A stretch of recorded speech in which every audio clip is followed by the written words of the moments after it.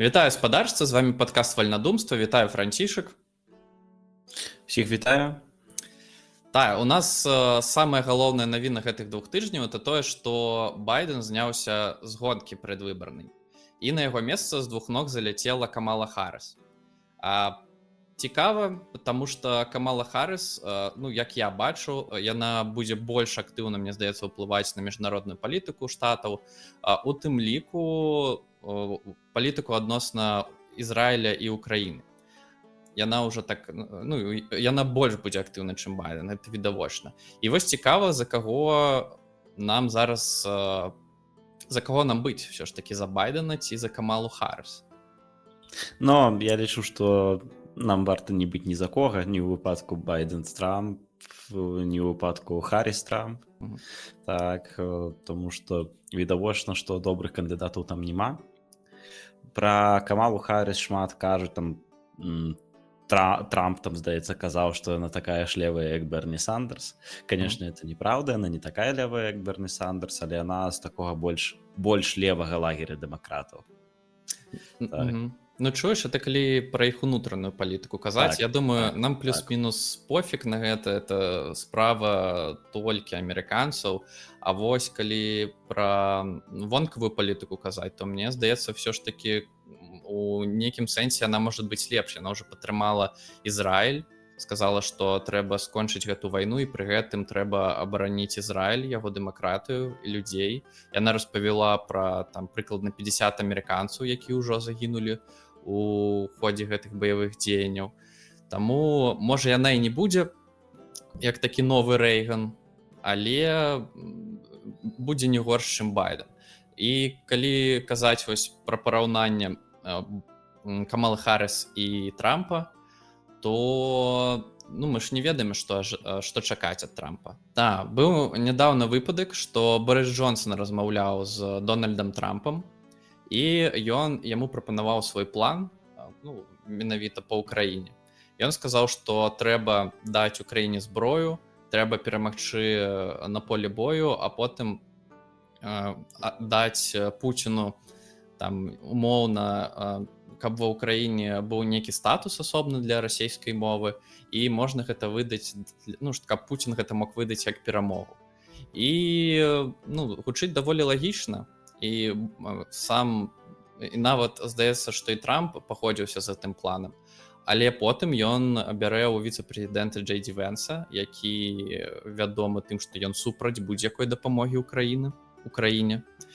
І вось цікава, знову што чакаць ад Трампа, тому што і Майк Пампео, былы дзяржсекратар штатаў, ён таксама, гэта па словах журналістаў, таксама прапануе план, што штаты выдзеляць ленд-ліз на $500 мільярдаў для Украіны, і што ён у добрых адносінах з Трампам, і што нібы таксама, можа і гэты план спрацуе, але мы не ведаем, як гэта ўсё ж такі будзе. Вось. Так, тут вельмі цяжка зразумець, чаго чакаць ад Трампа, і цалкам магчыма, што Трамп на гэта і разлічвае, каб на міжнароднай арэне ніхто не ведаў, чаго ад яго чакаць. Каб ён зайшоў і паставіў усім свае ўмовы, да якіх тыя не маглі падрыхтавацца загадзя.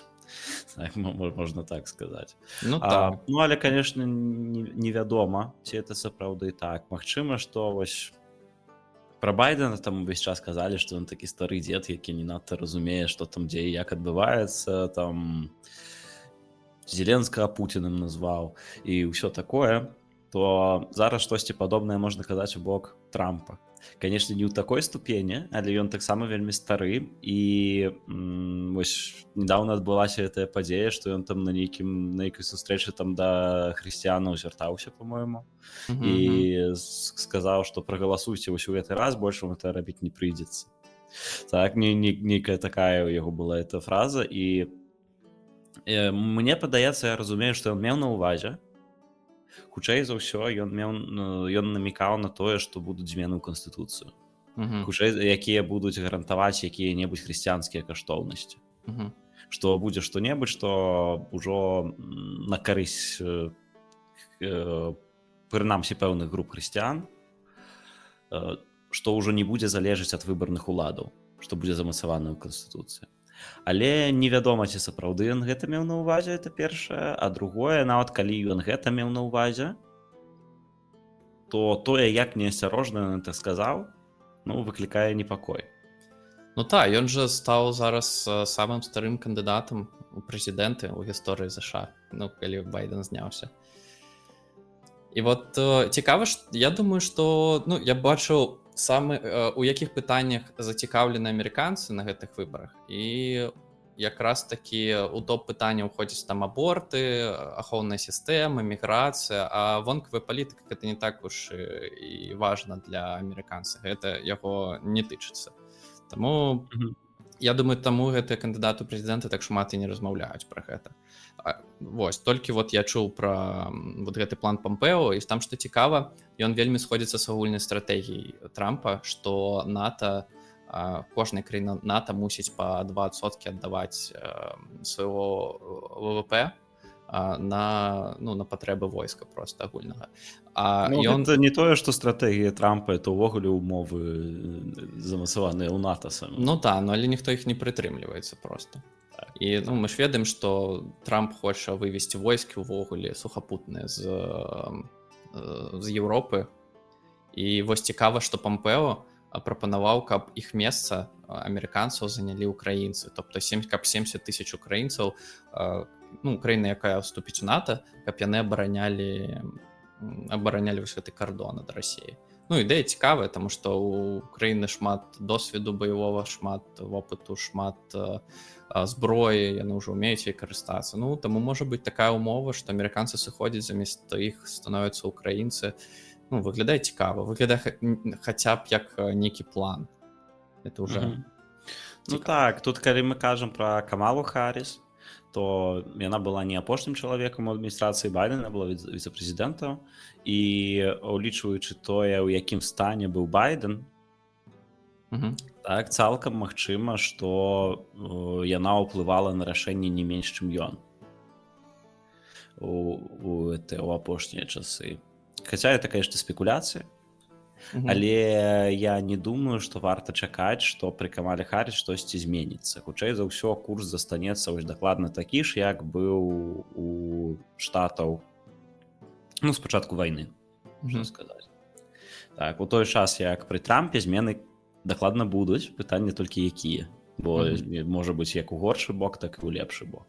Ну, я тут больш веру ў Харріс, таму што рыторыка ў яе больш такая баявая, таму, можа быць, ну, зноў, это можуць проста словы, мы ўжо гэта праверымся на практыке.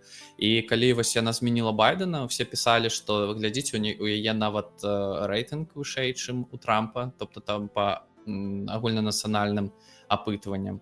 Але тут трэба памятаць, што у ЗША даволі спецыфічная сістэма выбараў, і што калі паглядзець па вот гэтым вагаючымся штатах, то Трамп пакуль што перамагае. Таму, хутчэй за ўсё, ён і пераможа пакуль што, калі штосьці не зменіцца моцна. Ну так. Ну, сапраўды змена кандыдата ўжо пасля праймерыс, улічваючы тое, што на праймерыс у Байдена не было ніякай канкурэнцыі. Тое, што яны змяняюць кандыдата ўжо пасля першых дэбатаў, гэта не выглядае як моцная пазіцыя для дэмакратаў. У дадатак яшчэ гэта было ж это пакушэнне на Трампа. Таксама не ўзгадывалі. Пакушэнне на Трампа, што там увогуле вядома пра гэтага стрэлка, якія матывы, ці ёсць там нейкая інфармацыя, бо я неяк гэта прапусціў. Ну, там была некая інфармацыя, ну, выглядае, што это проста псіх нейкі, ну, тобто гэта, ну, не замова дакладна была. Ну, і там это не быў нейкі прафесіянал, это проста, ну, псіх, і ўсё. Ну, так. І гэта відавочна грае на руку Трампа, гэтая падзея, але мне здаецца, што можа быць, это не выпадкова, што ў хуткім часе пасля этого Байден сняўся. Чаму? Таму што калі Байден сняўся і паставіла і з'явілася Харріс, то гэтая тэма стала нашмат больш дамінуючай у інфапрасторы, чым пакушэнне на Трампа, якое было незадоўга да гэта, і да гэтай падзеі яно як бы дамінавала ў тэме выбараў у Штатах.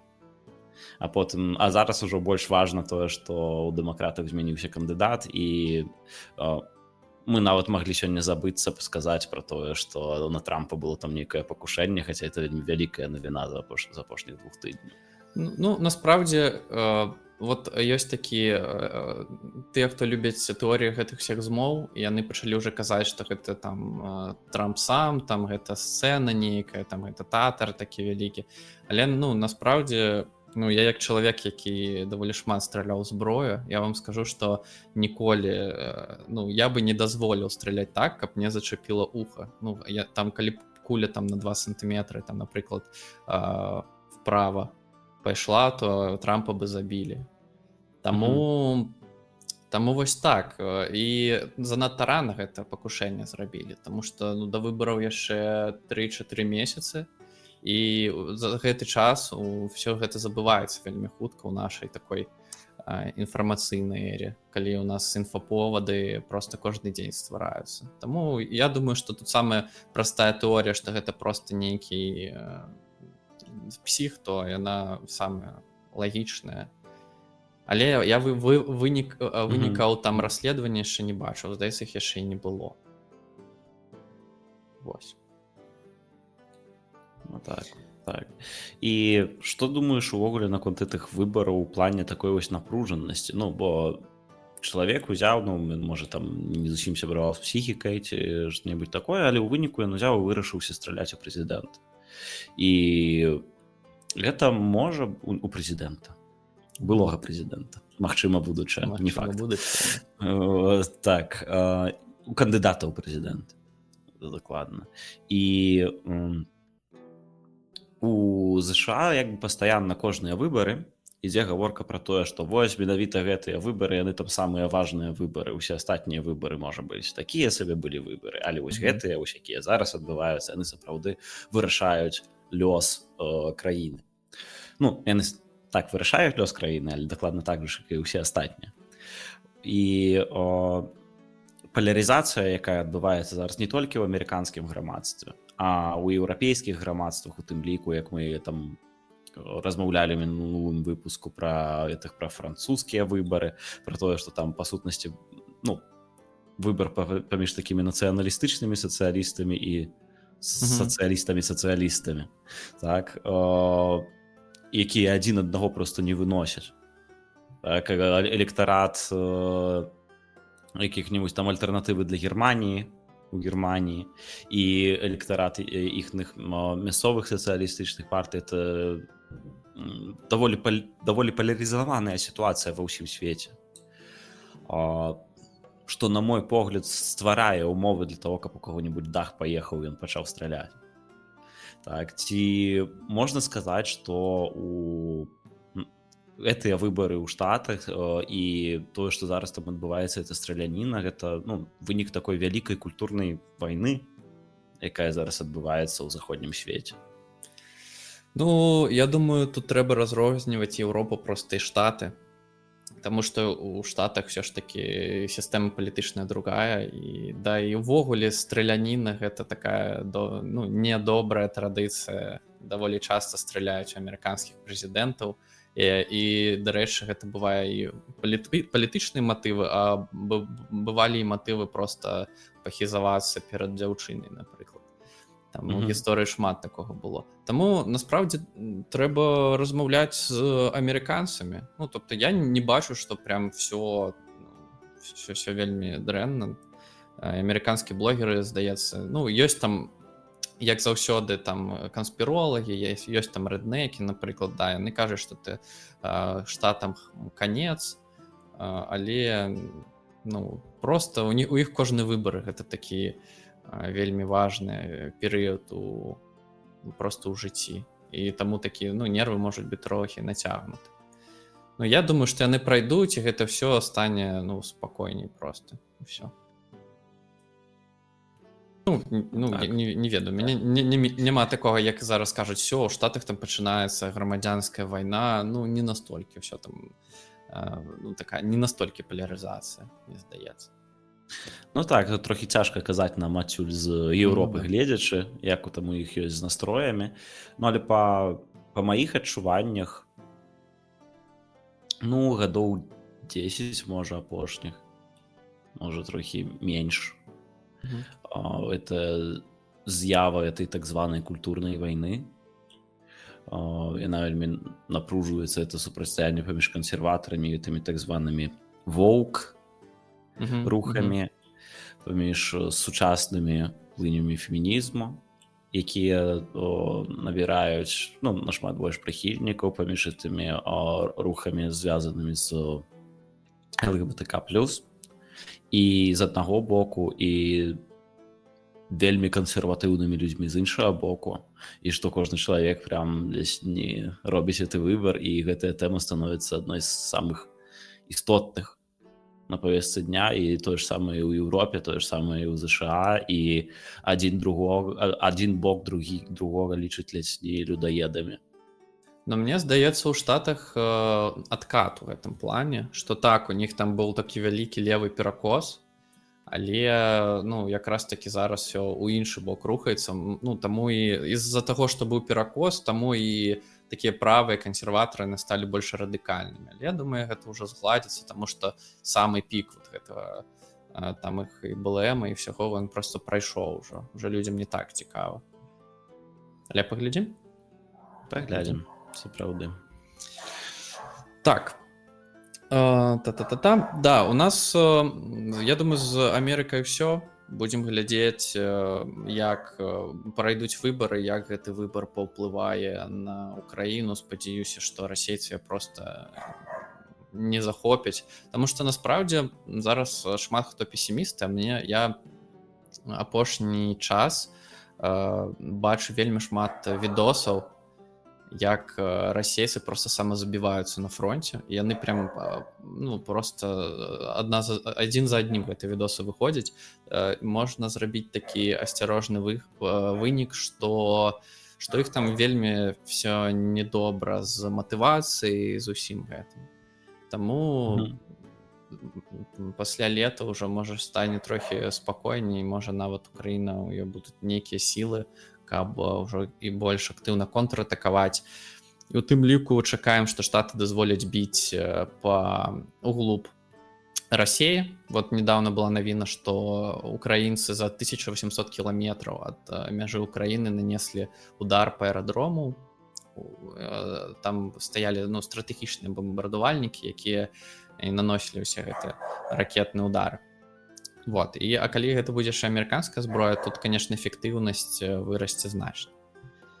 Так, таму чакаем, што гэты выбары, гэта просто здаецца самае важнае, што у свеце можа быць. Дарэчы, была цікавая вот сёння навіна, што у Малі мясцовыя расстралялі 80 вагнераў, там менш за 100, там трохі менш за 100 вагнераўцаў, партызаны мясцовыя.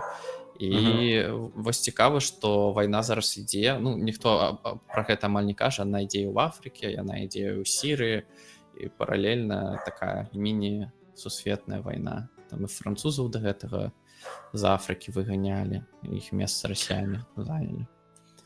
І там розныя партызанскія рухі. Партызанскія рухі, то пытанне, якое я задаваў у нашым невышэйшым выпуску, дык як з партызанскімі рухамі ва ўкраіне? Ці адбываецца што-небудзь на акупаваных тэрыторыях, ці можа там што-небудзь адбывацца? І асабліва ў кантэксце таго, што вельмі часта, калі кажуць пра ідэі анкапа, пра ідэі таго, як бездзяржаўнае грамадства можа сябе абараняць, то прыводзяць прыклады таго, што паспяховых партызанскіх супратываў. А паспяховыя партызанскія супратывы былі, это, напрыклад, як у В'етнаме, калі Амерыка, па сутнасці, прайграла партызанам, маючы сваю там агромную армію. Это Афганістан, дзе прайграў Савок, а зараз Украіну часта параўноўваю, часта можна пачуць, што кажуць, што Украіна павінна стаць для Расіі як Афганістан для Савка, але пра нейкія партызанскія дзеянні на акупаваных тэрыторыях чуваць не шмат, і таму пытанне, ці яны адбываюцца, і калі не, то чаму не? Ці можна разлічваць на тое, што можа штосьці такое быць ва ўкраіне? О, ты так адразу шмат пытанняў просто паставіў. Насправдзе супраціў ён адбываецца, ён просто не выглядае як там ён быў у 20 стагоддзі, напрыклад. Тобто, ну, бывае, што і там знішчаюць залезніцы, вот гэта спалучэнне жалезнадорожнае, але часцей зараз партызаны, яны просто наводзяць ракеты на нейкія базы, там на транспорт ворага, на ЗРК ворага. Таму вось яно так все змянілось. Калі казаць пра такія класічныя партызанскія дзеянні, калі партызаны атакуюць, там калоны атакуюць базы, пастачанне зноў ж атакуюць, то я не думаю, што ва ўкраіне гэта магчыма. Таму што калі параўнаць з В'етнамам, з Афганістанам, ёсць вялікая розніца, самае галоўнае ў ландшафце, таму што Украіна гэта сцепь, збольшага леса сцепь, там трохі лесу, а ў В'етнаме гэта былі джунглі, у якіх можна хавацца, у Афганістане гэта былі горы. І яшчэ важны поінт — гэта дэмаграфія, таму што калі В'етнам, калі Афганістан ваявалі, то там было вельмі шмат маладога насельніцтва, ну там наражалась там па 6 дзяцей, па 8, у якіх, ну, гарачая кроў, якія, ну, гатовыя, хочуць ваяваць, таму што ты там, ну, што в Афганістане, дзе ты можаш працаваць, калі у цябе там 5 братоў, то 6 там хочаш не хочаш будзе ўжо такім вайсковым партызанам. Але ў Украіне, ну, сітуацыя яна не такая. Тут класічнае такое еўрапейскае насельніцтва, еўрапейская дэмаграфія, ландшафт не падходзіць, таму я не думаю, што гэта тут магчыма. Ну, ясна, што ў нейкай ступені гэта будзе, але не ў такім маштабе. Ну і плюс, калі казаць пра В'етнам, то спачатку-то поўнач В'етнаму ён быў праамерыканскі даволі. Там і ўлада была праамерыканская, але амерыканцы пачалі просто занадта жорстока паводзіць просто з людзьмі. Яны бамбілі, там выпальвалі гэтыя джунглі, яны бамбілі нават суседнія краіны з В'етнамам. І самае галоўнае, яны просто не перакрылі поўнач В'етнаму, поўнач, да. Тобто яны давалі партызанам заходзіць, сыходзіць там у іншыя краіны. Вось. Ну, з Украіны гэта цяжка ўявіць, таму што, ну, не будзе ж іх там Польшу пускаць партызанаў туда-сюда. Карацей, ну, гэта амаль нереальна, таму нельга, каб збройныя сілы у Украіны прайгралі. Вось. І, дарэчы, калі казаць пра дэмаграфію, то ёсць і пазітыў тым, што у Расіі таксама такая ж дэмаграфія, як і ва ўсёй Европе. Калі казаць менавіта пра рускіх. Я нядаўна глядзеў ААН, іх прадказання, якая будзе дэмаграфія вось у нашых краінах. У Беларусі у 2100 годзе будзе 10 там 4-5 мільёнаў насельніцтва, ва ўкраіне будзе там 15-20 мільёнаў, і ў Расіі там будзе 120. Але гэта без уліку вайны і міграцыі такой вялікай. Ну, тобто, ну, разумееш. І рускіх, ну, тобто в іх насельніцтва входзяць і не толькі рускія, то есть гэта і краіны Каўказа, у якіх якраз такі дэмаграфія працуе супраць вот гэтай імперыі, таму што ў краінах Каўказа там наражаецца зноў ж там 5-6 дзяцей, у рускіх наражаецца там 1 у сям'і, там у сярэднім, і таму насельніцтва менавіта рускае, яно будзе змяншацца вельмі хутка. А насельніцтва рэгіёнаў Каўказу, яно будзе ўзрастаць, і таму, я думаю, гадоў там праз 30-40 мы пабачым, як просто іх там стане вельмі шмат і яны змогуць змагацца з Расіяй. Ну я думаю гэта натуральны працэс, і таму расейцы зараз, ну расейцы рускія, яны паскорваюць гэты працэс. Я думаю што ён неабрацім, але яны гэтай вайной робяць яго яшчэ хутчэй. І таму я ставлю бутэльку піва, што праз 30-40 гадоў Расія будзе меншая, чым у 91 годзе. Так, значыць, забіваемся на бутэльку піва праз 30 гадоў. Давай. Окей, і яшчэ раз канкрэтна, якая ўмова?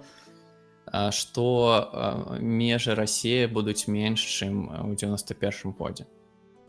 Межы Расіі меншыя, чым 95. Блин, я таксама так думаю. Ладно, давай я скажу праз 20 гадоў. Но это уже на мяжы, но я ставлю на 20. Хотя думаю, окей, добра. Буду рады даць тебе бутэльку піва праз 20 гадоў, калі ты апынешся. Калі апынецца, што ты маеш рацыю. Да, реально. І вось цікавая ідэя, вот даволі часта правыя людзі кажуць, што мігранты гэта фігова. Я думаю, якраз такі гадоў праз 50 еўрапейскія краіны будуць канкураваць за мігрантаў, ну і за больш якасных там умоўных мігрантаў. То есть тых, хто... Ну так. Ну, таму што Еўропа старэе, і гэта бачна, і праз нейкі час просто не будзе каму працаваць, і все. Это так. Працы могуць уцячы просто з Еўропы. Що у Китаю там шмат народу. Китайцы ведаеш, кітайцы яны таксама ўжо стараюць. Яны ўжо на гэтым плато, што ў іх пачынае змяншацца насельніцтва. У Індыі пакуль што не так, але ў Кітаі таксама тыя ж самыя праблемы, таму ў іх эканоміка зараз не расце.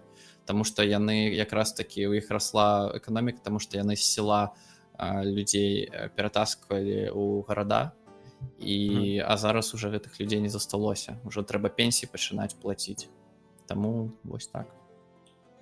Таму будзе вайна знову. Кітай хутчэй за ўсё, калі глядзець па дэмаграфіі, то верагодна, што Кітай пачне вайну, таму што іх проста, калі розвітку няма, а людзям-то хочацца патрохі падвышаць свой узровень жыцця, то верагодна, што Кітай просто можа пачаць такую маленькую пераможную вайну, як гэта вось Пуцін зрабіў з РФ. Толькі у Пуціна не надта пераможная пакуль. Да, і это паскорыць знішчэнне Расіі, ура. Так. Спадзяемся, што это будзе так. Што ў нас там яшчэ з навінаў? Да, у нас, дарэчы, вельмі важныя навіны пра Беларусь. У нас быў смяротны прысуд Ріко Крыгеру, немцу, па грамадзянству. Але мы ўжо знову ж пра гэта размаўлялі. Хутчэй за ўсё ніхто яго казніць не будзе. Хутчэй за ўсё яго ўзялі проста ў заручнікі, і тут трэба сачыць за рукамі. Яшчэ, здаецца, паўгады таму ФСБ Краснікаў, яго прозвішча ФСБшніка гэтага, які у... Красікаў, па-моему. Красікаў. Вадзім Красікаў. Блыта, ён забіў у Германіі быўшага воіна Ічкері, які ваяваў у другой чеченскай вайне, і менавіта таму яго ў Германіі пасадзілі ў турму. Вось, і, як кажуць, Пуцін сваіх не кідае, калі яны ФСБшнікі, іншых там пофіг, і ён намагаецца яго выцягнуць. І для гэтага яны ўзялі знову ж такі ў такі палон амерыканскага журналіста, але штосьці дамовіцца не атрымліваецца, і вось зараз Лукашенка для Пуціна бярэ ў заручнікі немца. І хочуць такім, хочуць ціснуць так на Германію, каб яны абмянялі гэтага ФСБшніка на немца. І тут фігова, што Беларусь дэградуе, і яна дэградавала да такого ўзроўня, што яна проста займаецца такім тэрарызмам і бярэ заручнікаў. Тобто раней, здаецца, все ўплывала толькі на грамадзян Беларусі, а зараз і на грамадзян Еўропы. І я думаю, што вельмі цяжка будзе адкаціць вот гэтыя адносіны з Захадам, асабліва, з Германіі, которая как нібы галоўная краіна у Еўразвязу. І мне это просто Ну, я думаю, што ў канцы проста Лукашэнкі не будзе куды адступаць. Ён уже сабе даўно такую магілу рые. Ну, але паціху палітвязні выходзяць. Ну да, і зноwu незразумела чаму. Ну, мы гэта ўжо абмяркоўвалі, у сябе штосьці змянілася, з'явіліся новыя ідэі. Не, насамрэч з гэтым немцам, дык наадварот, это ўсё больш заблытвае. Ну, Так, так. становіцца абсалютна незразумела, што там Лукашенко сабе плануе. Ці плануе ён што-небудзь. Мгм. Ці можа ён ужо таксама старэе проста і вар'яцее, і ў яго ніякага плану няма. І... Ну да, па апошніх фотках ён так даволі жалка выглядае. Не той альфа-самец, які быў 20 гадоў таму ўжо далёк.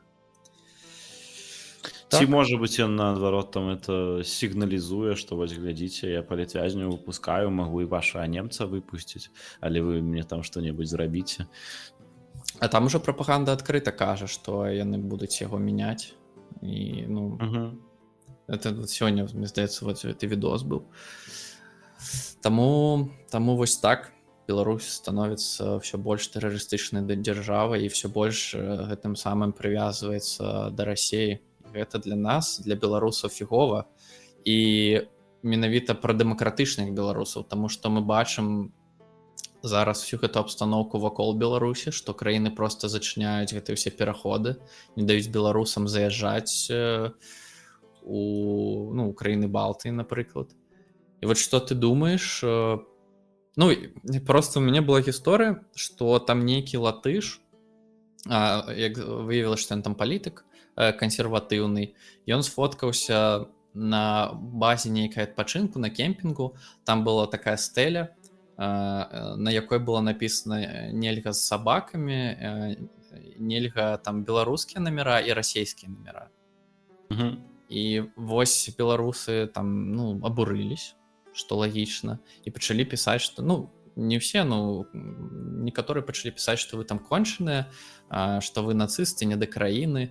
Я вось думаю, як увогуле трэба на такія правакацыі рэагаваць, потому што моя пазіцыя, што, ну, у нас мы зараз у вельмі слабай пазіцыі, каб пачынаць краіны Балты называць недакраінамі, і гэта проста не дапаможа ніяк, гэта толькі горш зробіць.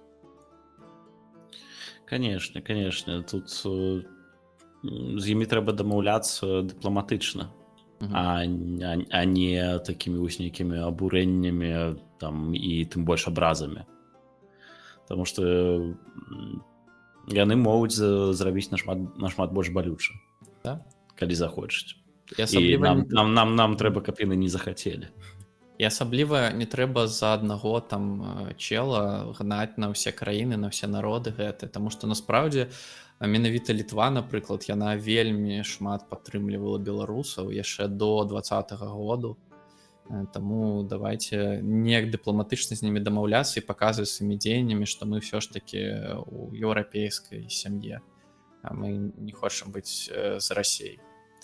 І вось цікава, ты гісторыю пачынаў распавядаць, што пра спердоле на Украіну.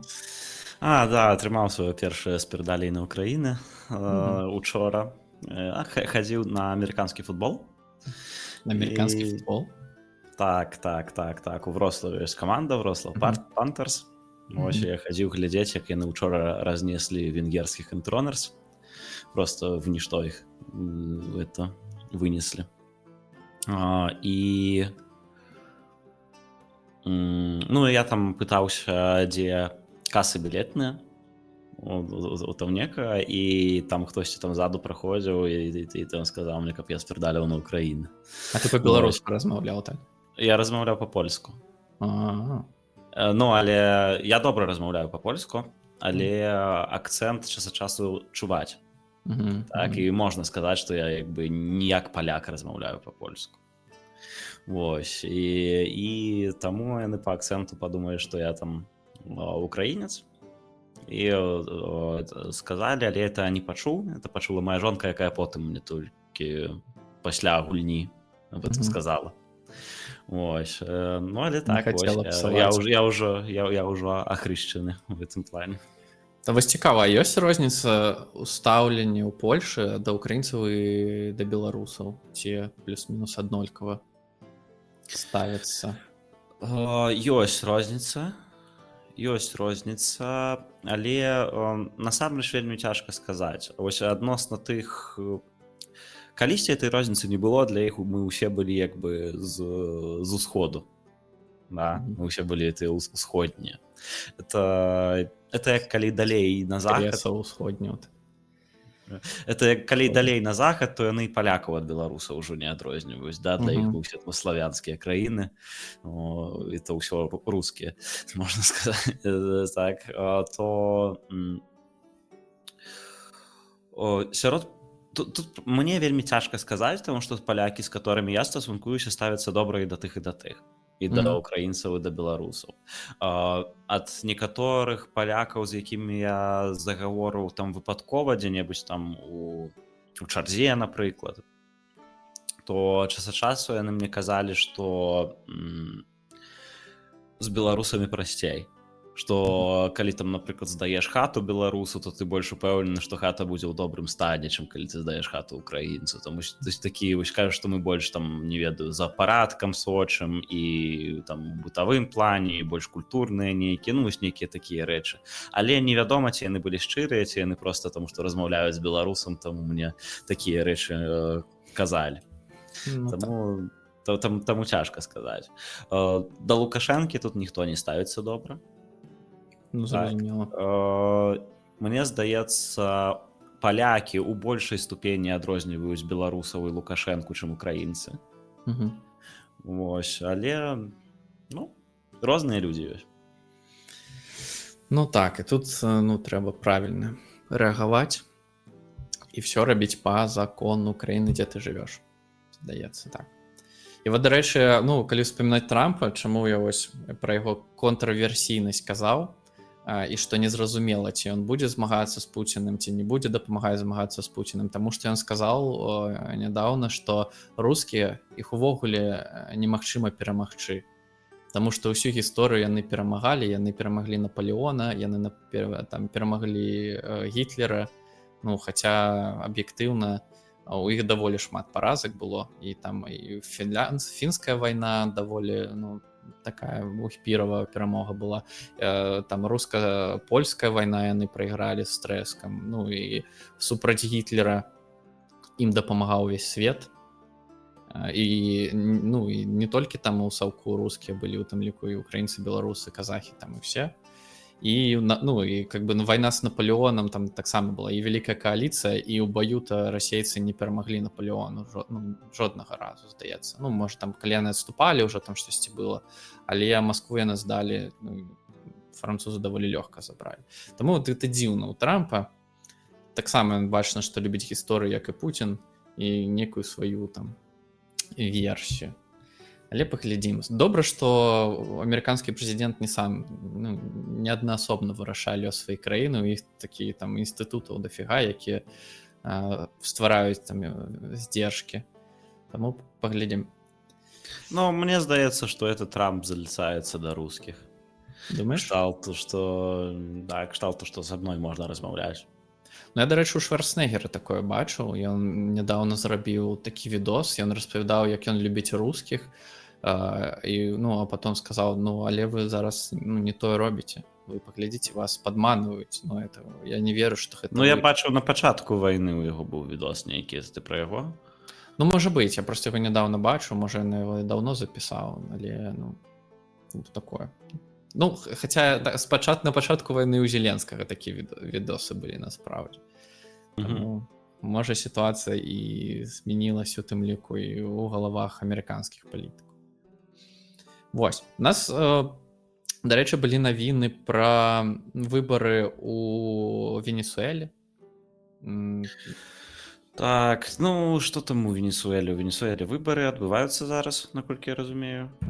І па папярэдніх дадзеных, па апытаннях Мадура на другім месцы. Вось, але наўрад ці ён будзе аддаваць уладу проста так. і ён там казаў, што калі ён там прайграе, то пачнецца там крававая бойня унутры краіны. Так, і в Венесуэле ўжо былі раней пратэсты вялікія супраць іхняй дыктатуры, і былі такія, што там і шмат хто і з дзяржслужачых пераходзіў на бок пратэстуючых, і там всякія паслы і іншыя краіны прызнавалі там апазіцыю як урад, але ў выніку нічога не атрымалася, ўсё задушылася. Паглядзім, як будзе зараз, ці будуць нейкія змены. І вот у іх сітуацыя вельмі падобна на беларускую, калі нібы апазіцыя перамагла, але у цябе пад уладай сілавы гэты апарат, доступ да нафты, і па выніку все супраць нібы, але все адно ты трымаеш уладу на штыках. І Венесуэла ўжо сколькі? 12, больш за 10 гадоў это ж все адбываецца. Больш, адназначна больш. Таму і Беларусь гэта можа чакаць, і гэта і адбываецца па суці. Реально в цэнтры Еўропы венесуэльскі сцэнар. Вось так.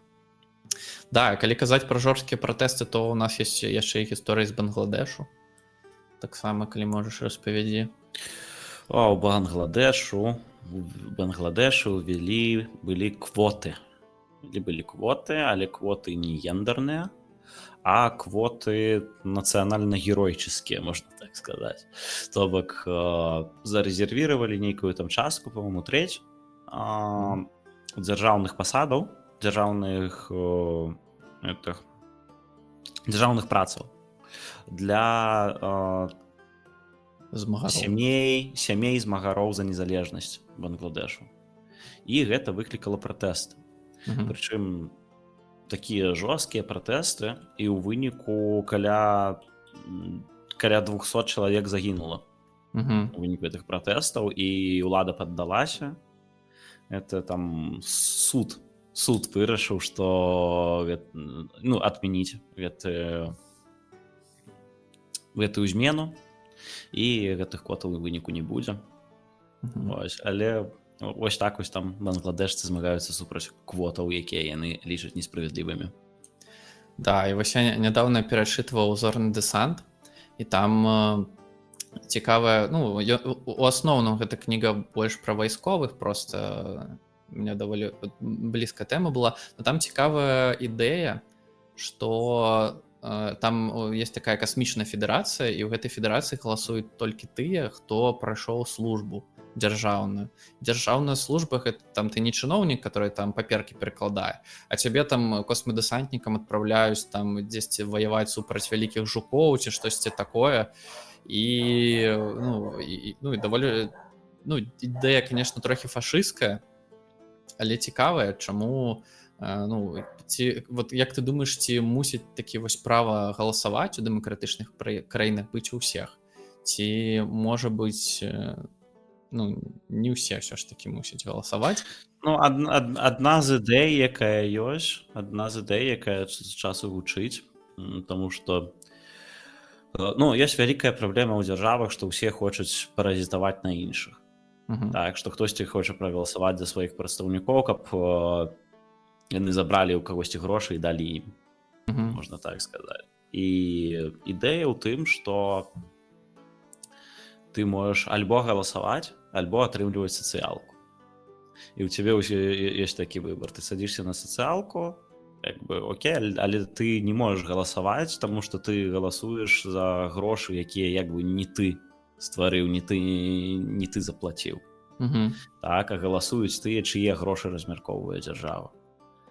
Вось, каб зрабіць это лепш. І насамрэч вялікае пытанне наконт таго, ці гэта увогуле можна рэалізаваць, таму што шмат хто з людзей атрымлівае сацыялку, і як людзі будуць галасаваць за тое, каб у іх забраць права выбара. Так, але гэта гучыць даволі, можа там падводныя камні ёсць, але гучыць лагічна, таму што у дэмакратычных краінах ёсць праблема, што людзі просто пачынаюць палітычна змагацца за гэту сацыялку, і замест таго, чтобы какие-то там некія рэальныя рашэнні прынимаць, палітыкі просто абяцаюць, што вось мы вам там штосьці паднімем, там дадзім больш грошаў, і все гэтыя групы, якія зацікаўлены, яны пачынаюць проста змагацца за гэтыя грошы замест таго, каб там эканоміку паднімаць, напрыклад. І вось у амерыканцаў быў такі лозунг: ніякіх падаткаў без прадстаўніцтва. Тобто, калі ты плаціш падаткі, то ты мусіш уплываць на рашэнне ў тваёй дзяржаве.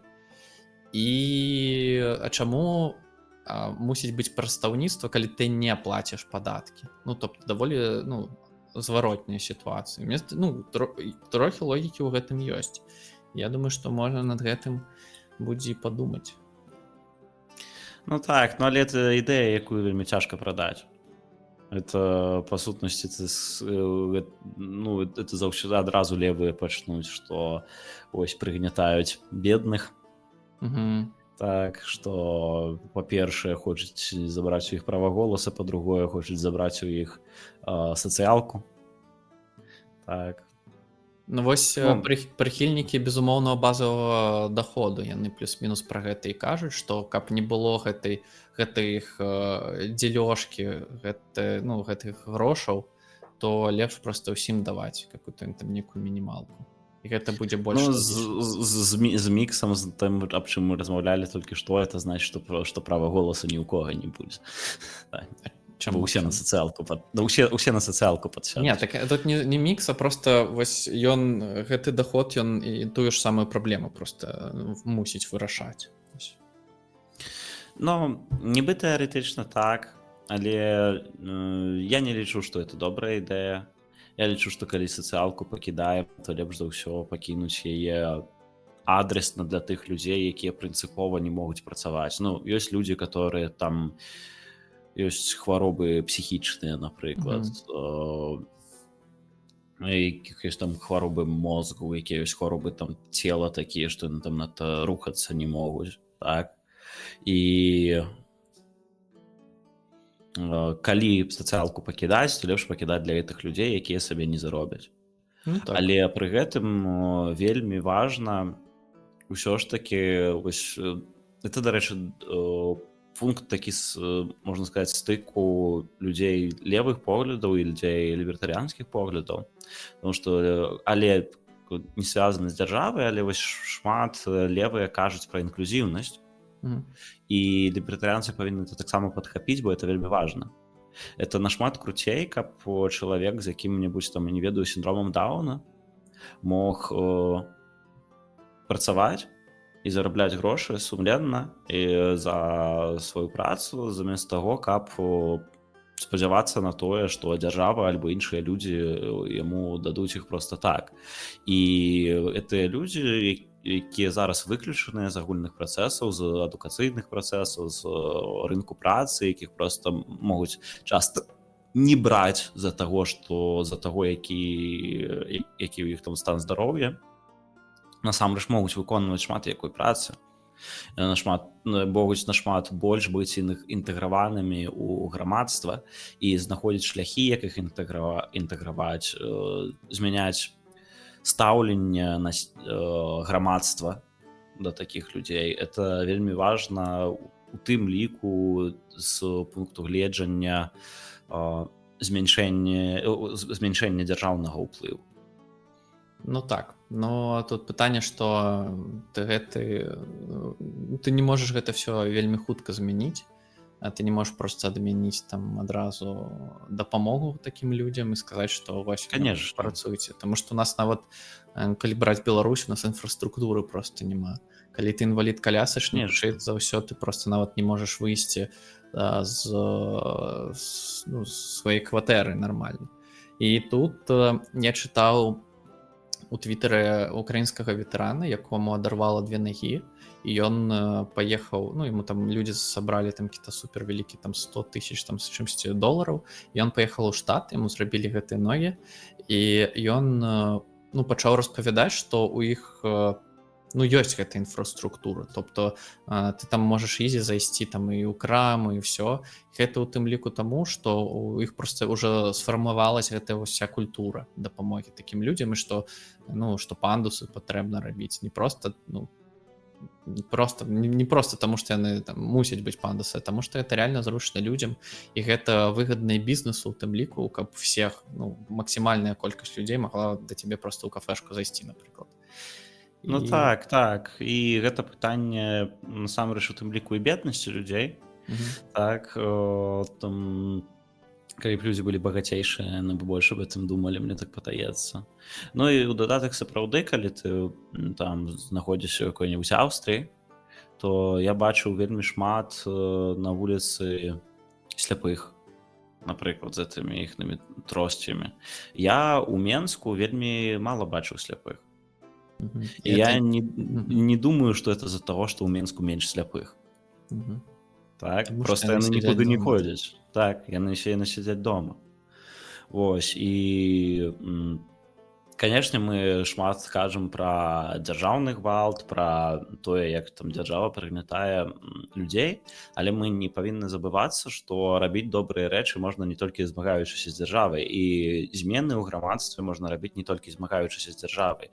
І змены ў плане стаўлення для людзей, у плане павелічэння ўзроўню такого гуманізму, это таксама вельмі важна, хаця гэта і не звязана з роляй дзяржавы ў грамадстве. Так, так.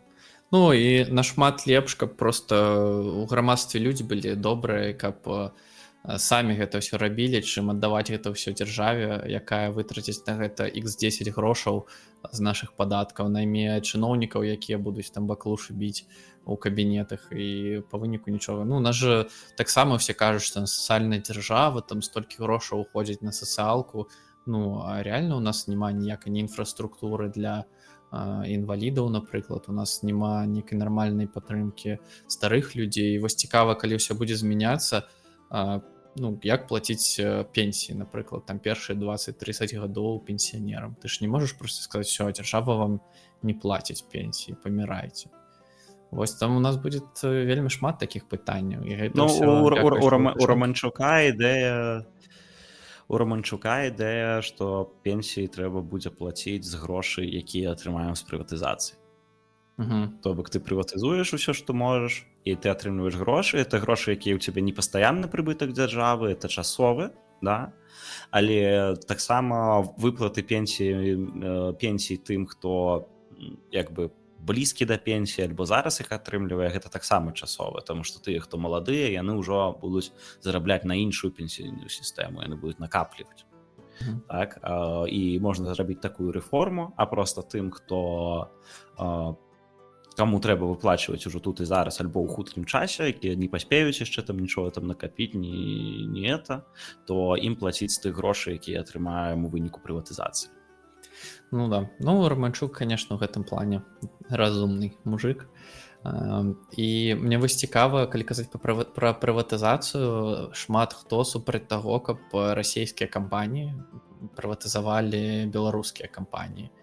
І вот як ты да гэтага адносішся, ці можам мы забараніць расейцам выкупаць прадпрыемствы ў Беларусі?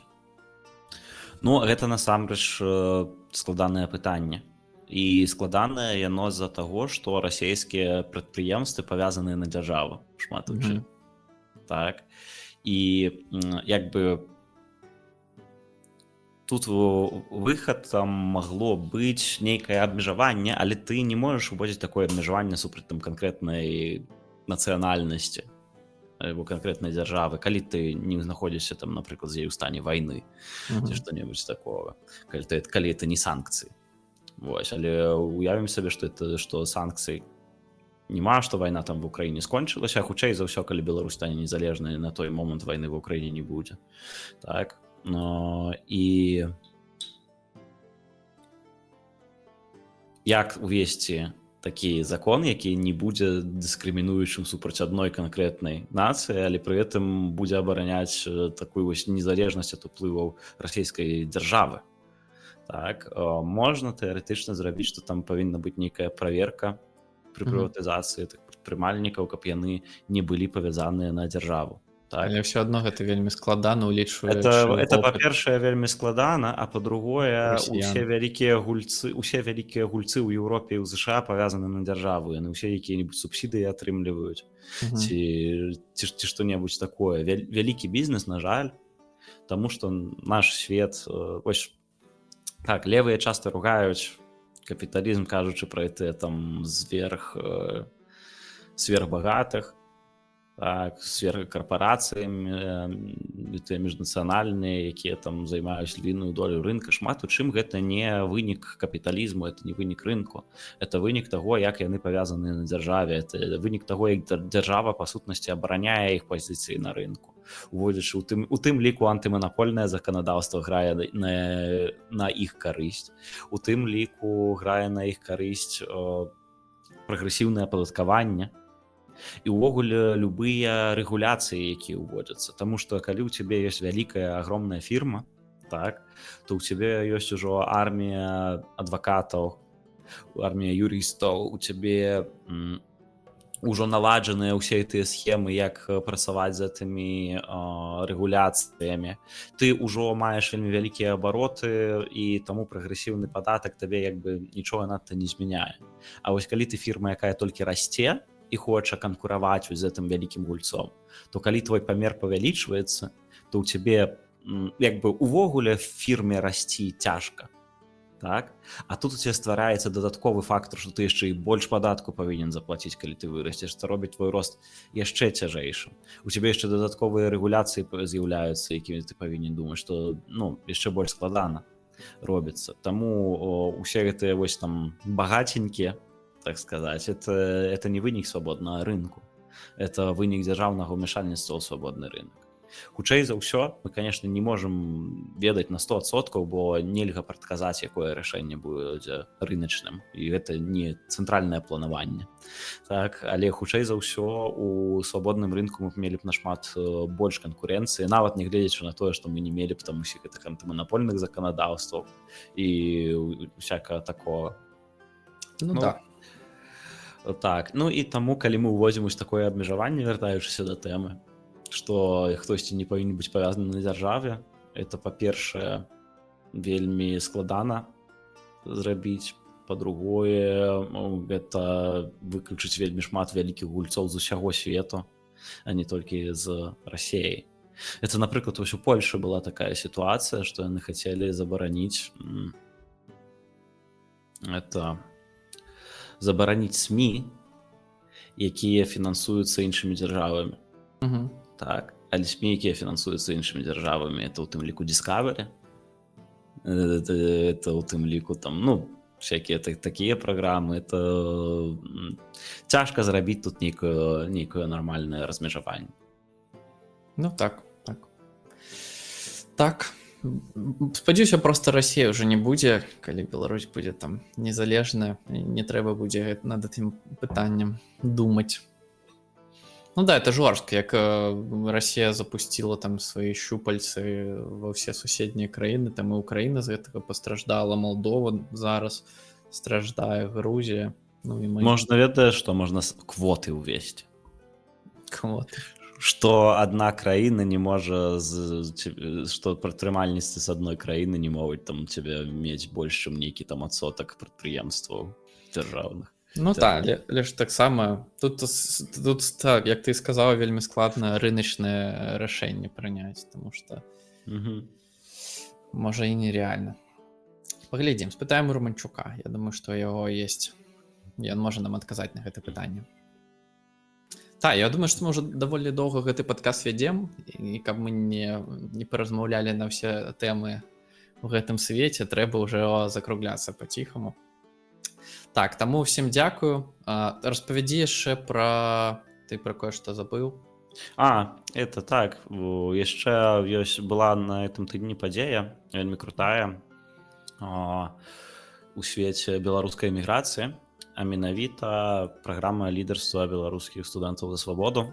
То бок лібертарыянства ў Беларусі прасоўваем не толькі мы і Романчук, а яшчэ ёсць такая крутая арганізацыя беларускія студэнты за свабоду, і яны арганізавалі на некалькі дзён, там яны выязджалі там з намётамі пад Варшавай, і там было шмат розных лекцый. У тым ліку я там чытаў лекцыю, і это вельмі крута глядзець на тое, як лібертарыянства расце сярод беларусаў. Пакуль што відаць гэта сярод беларусаў эміграцыі, але я думаю, сярод беларусаў унутры краіны таксама, просто яны не могуць сябе паказваць настолькі адкрыта. І это вельмі было натхняльна чытаць эту лекцыю для... Я чытаў лекцыю пра вольную Беларусь будучыня, але агулам мы размаўлялі, як можна шмат якія там рэчы, там медыцыну, там адукацыю, там што угодна рабіць без дзяржавы. Так, і па сутнасці я размаўляў, я не ведаю, можа быць, толькі палову ўсяго часу. Тыя, хто там прысутнічалі, шмат выказваліся. Ну, былі розныя меркаванні, хтосьці быў больш лібертарыянскі, хтосьці менш, але людзі выказвалі, задавалі свае пытанні, а потым там я даваў іншым людзям магчымасць адказаць на гэтыя пытанні, і быў прыемна здзіўлены тым, наколькі шмат зараз беларускіх лібертарыянцаў, якіх я асабіста не ведаю. Так, таму што калі для мяне это ўсё толькі пачыналася, у мяне было адчуванне, што нас там некалькі чалавек, і мы ўсе адзін аднаго так адзін з адным піва пілі. Так, а зараз это ўсё расце, і это вельмі крута. Я маю надзею, што з-за нашага падкасту таксама беларускі лібертарыянскі рух трохі разрасцецца. Да, прыяднаецца. Ну, дарэчы, даволі шмат маладых лібертарыянцаў. Мы нават з табой ведаем, што людзі зацікаўлены, вось шукаюць сябе, шукаюць, што можна змяніць, і гэта супер клёва, таму што чым больш палітызаваных беларусам, тым лепш нам проста ў будучыні будзе, тым лепшыя мы праекты зможам рэалізаваць. Так, ну і у нас ёсць вялікая перавага перад лібертарыянцамі любых іншых краін, тое, што беларускі лібертарыянскі рух не зашкварны. Што мы не... У нас няма прарасійскіх, у нас ніхто не кажа пра гэты там узрост згоды, там усе крынжовыя рэчы. Так, мы ўсе адэкватныя людзі, і нас як бы і беларуская апазіцыйная супольнасць успрымае нас адэкватных людзей, калі яна пра нас ведае. То бок мы там, можа, менш вхожыя, хутчэй не за нашых поглядаў, а за нашай колькасці, за нашае прадстаўніцтва. Хаця у каардынацыйнай радзе ёсць некалькі лібертарыянцаў. Так, я там не так даўно ездзіў і таксама пра падкаст распавядаў яшчэ на нейкім мерапрыемстве ў Варшаве, і я быў здзіўлены, што мяне ўвогуле запрасілі вось так прыйсці і паразмаўляць пра лібертарыянства сярод іншых беларускіх НДА, што гэта людзям цікава, і мы ўспрымаемся такая інтэгральная частка гэта. І ў дадатак у беларусаў ёсць прадпасылкі для таго, каб падважаць аўтарытэт дзяржавы. Таму што мы ўсе выдатна ведаем, што не ўсе дзяржаўныя прыказы трэба выконваць. Так, што не ўсе дзяржаўныя законы справядлівыя. Так, і я думаю, у беларусаў ёсць асэнсаванне, што нават калі б гэтыя прыказы, якія зараз аддае дыктатарскі рэжым Лукашэнка, і гэтыя законы, якія там існуюць, некаторыя з іх, што калі б яны былі прынятыя дэмакратычным урадам, это ўсё роўна не было б нармальна. Так, у нас гістарычная традыцыя ў гэтым плане даволі вялікая, вялікім княстве літоўскім і ў Рэчы Паспалітай. Там тое, што казаў кароль, ну, ў Рэчы Паспалітай, то гэта не азначала, што ты не можаш паўстаць супраць этого. У іх нават было права на гэта паўстанне, права ствараць канфедэрацыі і казаць, што кароль, калі ты гэта будзеш рабіць, мы знясем цябе проста. Я думаю, што ў нас гэта збераглось, што мы не верым, што все, што робіць дзяржава, гэта добра. У нас мы з гэтым часцей са скепсісам адносімся. А гэта асноўнае, насамрэч гэта самае праблематычнае ў лібертарыянскім папулізме. Таму што ў цэлым прынцып не агрэсіі, прынцып таго, што ты не можаш ні на кога нападаць, нікога забіваць, ні ў кога красці. Гэта прынцып, з якім людзі ў цэлым згаджаюцца. З чым людзі не згаджаюцца? З тым, што гэта дакладна так жа прымяніма і да дзяржавы. Што у дзяржавы няма нейкага свайго асобнага аўтарытэта, што яна павінна рабіць штосьці, што прыватным асобам рабіць забаронена. Так, ну і гэта вельмі важная частка лібертарыянства, што ты да дзяржавы прымяняеш тыя ж крытэрыі, якія прымяняеш да іншых людзей. Этатысты, канешне, маюць вельмі шмат сваіх там тэорый, як абараніць дзяржаву ў гэтым плане. То бок яны там кажуць пра там тэорыю грамадзянскай дамовы і там розныя іншыя апраўданні існавання дзяржавы. Але усе яны сводзяцца да таго, што закон трэба выконваць проста таму, што это закон. Так. А беларусы больш, чым у каго павінны зараз быць усведамленне, што это дрэнны падыход, што не трэба выконваць закон проста таму, што ён закон. Што трэба выконваць закон таму, што ён аб'ектыўна добры, незалежна ад таго, ці это закон, ці не закон. Так. Да, правильно. Я думаю, што у нас шмат у каго гэта разуменне ўжо ёсць. Ну і гэта ўжо вялізны крок у бок лібертарыянства, які іншую краіну зрабіць цяжка. Тому што некаторыя кажуць, што там, напрыклад, калі штосьці, калі там Лукашэнку там можна там не слухаць, напрыклад, бо ён дыктатар, или калі дэмакратычная дзяржава прыме закон, то трэба там ужо яго там слухацца. Але я думаю, мы выдатна разумеем, што калі дэмакратычная дзяржава прыме такі закон, як Лукашэнка, ну якая розніца, што это дэмакратычная дзяржава прыняла. Да, і ёсць у гісторыі шмат гісторый, калі дэмакратычныя краіны тварылі фігню. І вот ёсць фанаты там Злучаных Штатаў Амерыкі, напрыклад, і яны кажуць, што Амерыка заўсёды все робіць добра. Ёсць тыя, хто ненавідзіць штаты, а яны кажуць, што амерыканцы заўсёды дрэнна робяць. А насправдзе, дзяржавы таксама могуць рабіць і штосьці нармальна, і штосьці прям што за межамі здравага глузду просто. Як той же В'етнам, мы сёння ўжо пра гэта размаўлялі. Ну так, В'етнам это ўвогуле вельмі вялікая пляма на Злучаных Штатах, якія там расстрэльвалі мірных жыхароў і ўсё такое. Ну і падобна на тое, што таго ж Асанжа ўспомніць, так, які, дарэчы, вось там у В'етнаме там была адна з іхных там выпадкаў расстрэлу вёскі. Я не памятаю шчыра, якая вёска это была, як яна называлася, але фішка ў тым, што той, хто гэта выкрыў, апублікаваў, яго першапачаткова лічылі ворагам народа. Лічылі, што ён здраднік, што адзіны, хто за гэтую ўсю сітуацыю павінен сесці ў турму, это ён. У выніку это змянілася, ён там герой Амерыкі і ўсё такое, але першапачаткова это было так. Калі падобныя факты выкрыў Асанж, апублікаваў пра тое, як сябе паводзіла часам амерыканскае войска ў Іраке, то мы бачым, што за Асанжам адбылося. Чалавека проста, ён жывы, так, але можна сказаць, што ў чалавека забралі вялікую частку жыцця за журналісцкую працу, за вельмі важную працу, за тое, што ён выкрыў злачынствы амерыканскага ўраду. Ну да, і я думаю, што сапраўдна можна лічыць сябе патрыотам толькі калі ты ў патрэбны момант можаш пайсці супраць дзяржавы.